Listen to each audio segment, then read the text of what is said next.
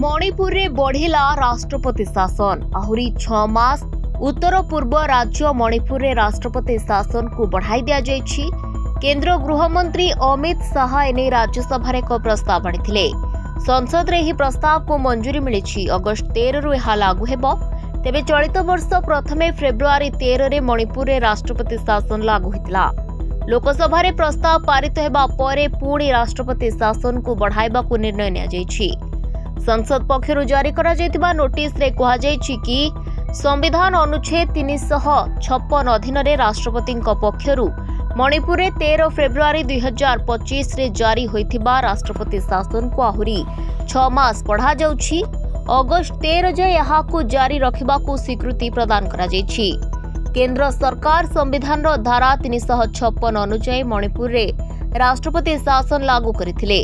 राष्ट्रपति शासन अवधि को आहुरी 6 मास बढ़ा जायछि। संसद रो अनुमोदन पर यहाकू प्रति 6 मास रे वृद्धि होइथाय, किंतु यहाकू केवल 3 वर्ष पई वृद्धि करा जाय परिबो। मणिपुर रे अगस्त 13 रे राष्ट्रपति शासन को 6 मास पूर्ण हेबो।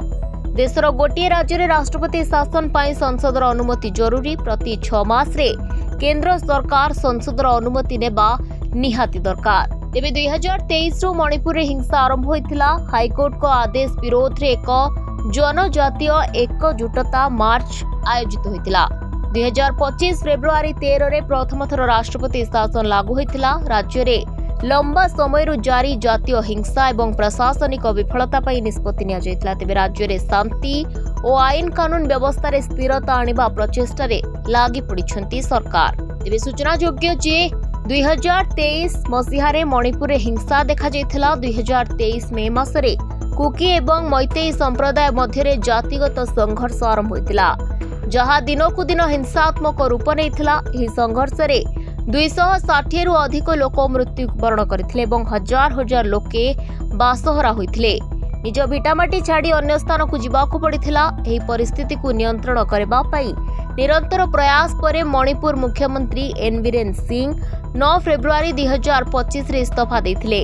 एहा परे 13 फेब्रुआरी 2025 रे केंद्र सरकार राज्य विधानसभा भंग करबा को निष्पत्ति नेथिले। एहा परे राज्य रे राष्ट्रपति शासन लागू करा जायथिला।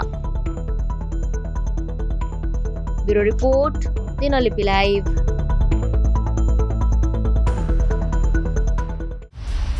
दिनलिपि लाइव को एबे ही लाइक शेयर सब्सक्राइब करंतु।